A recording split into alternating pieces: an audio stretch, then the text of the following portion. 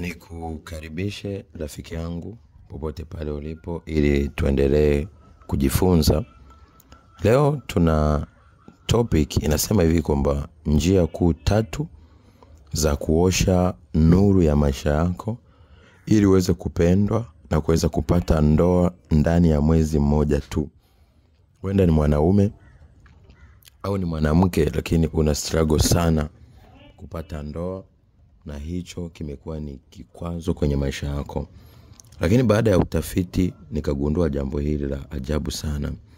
Asilimia kubwa walio ndani ya ndoa zao zimevunjika kwa sababu mioyo yao wameiweka kwa wapenzi wao au wake zao na waume zao kuliko Mungu.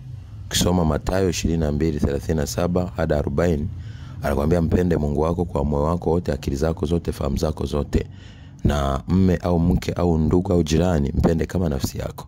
Lakini asilimia kubwa ya wanadamu mioyo yao haipo kwa Mungu, roho zao hazipo kwa Mungu, bali zipo kwa wapenzi wao. Kwa hiyo Mungu anakuwa ni mwenye wivu, anaruhusu yule tuliyemwamini kuliko Mungu aanze kututesa na kutuumiza.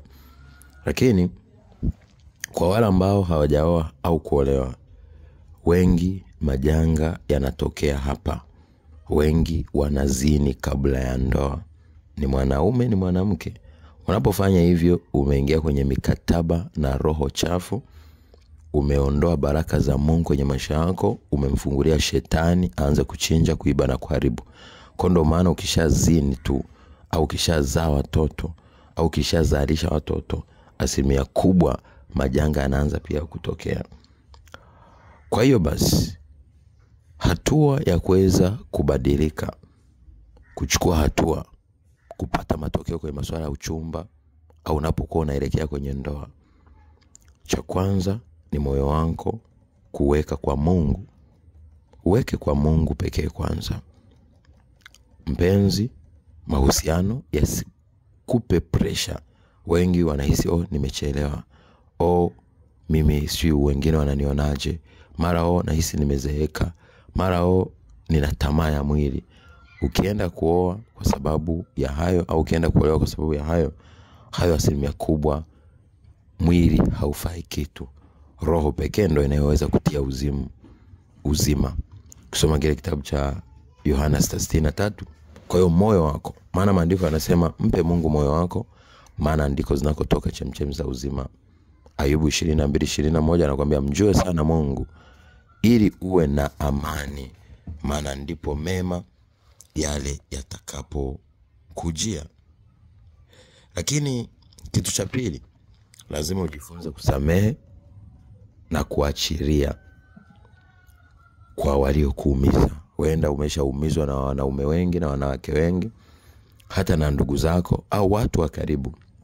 Usipokuwa umesamehe, Mungu hana nafasi kwenye maisha yako. Na hata uombe vipi, ufunge vipi, ukeshe vipi.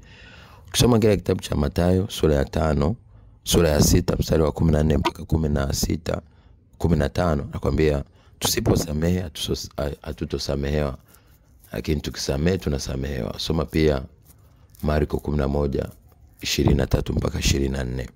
24 mpaka 26. Unaposamehe unasamehewa, lakini usiposamehe hausamehewi. Lakini cha 3, omba toba na ili damu ya Yesu ikuoshe dhambi zako. Wengi leo tunaogelea laana za mababu na mababu kwa sababu kuna kafara zilitolewa kwamba mtu fulani au ukoo fulani au familia fulani usioe au usiolewe.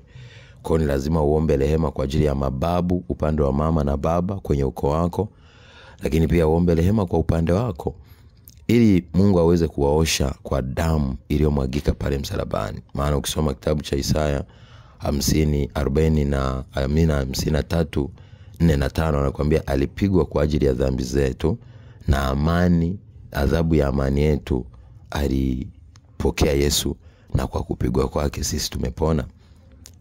Lakini cha 4, hakikisha unaacha zina kabla ya ndoa. Hakikisha unaacha kufanya mambo ambayo ungeyafanya kwenye ndoa ndani ya uchumba.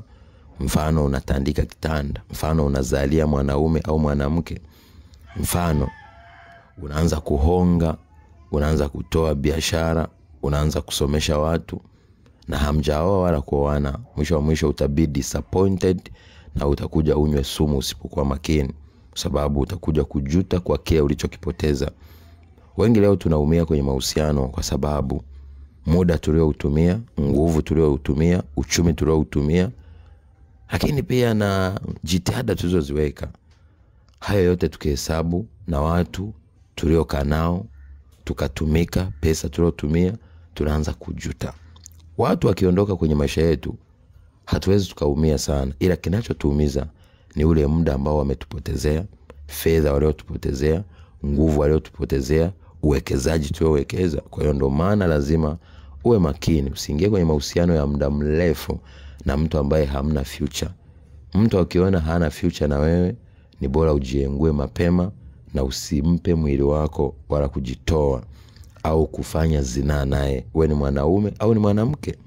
Kwa sababu ukifanya hivyo ni machukizo na unaingia kwenye vifungo vya kiroho, unaondoa baraka za Mungu na mwisho wa mwisho unaenda kinyume na mapenzi ya Mungu. Kwa hiyo hapo Yohana 10:10 inaanza kufanya kazi. Shetani anaanza kukutawala na yeye kazi yake shetani kuchinja, kuiba na kuharibu.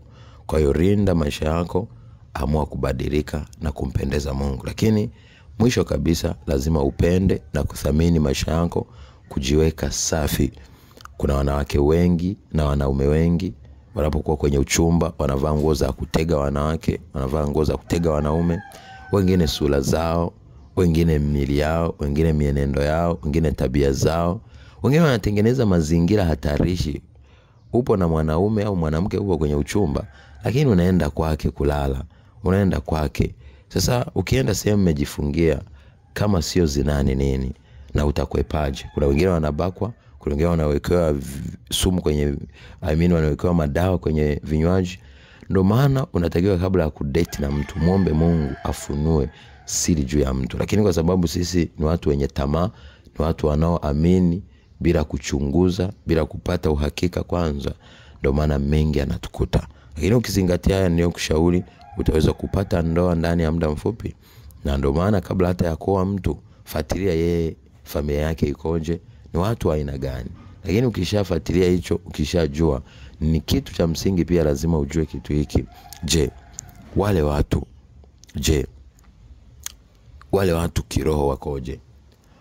Kiroho watu kwa vizuri na Mungu sio kwenda kanisani, sio kwamba ni wazee wa kanisa, au sio kusema ni wachungaji, au sio kusema labda hawa ni watu ambao mimi naona wanasali. Hapana, lazima uingie rohoni uombe ili Mungu akufunulie wale watu ni wa aina gani.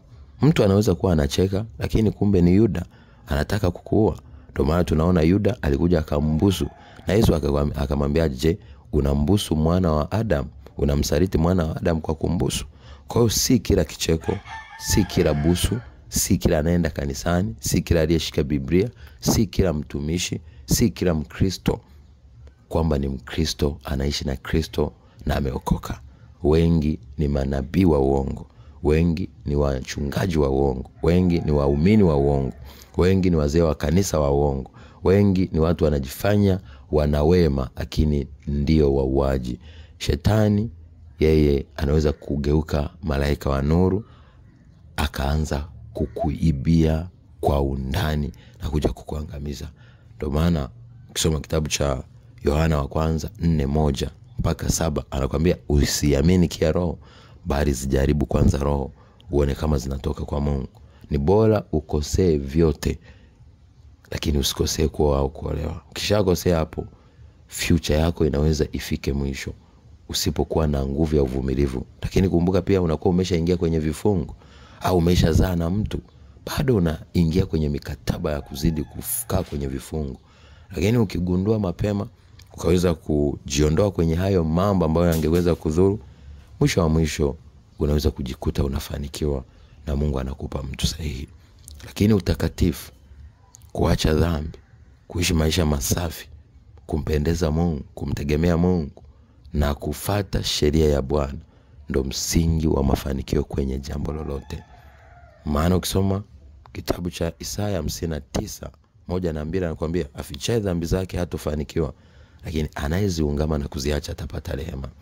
Lakini ukisoma kitabu hicho ni Isaya 59:1-2, lakini ukisoma Mithali 28:13 kwambia afichaye dhambi zake hatofanikiwa, anayezungama na kuziacha atapata rehema.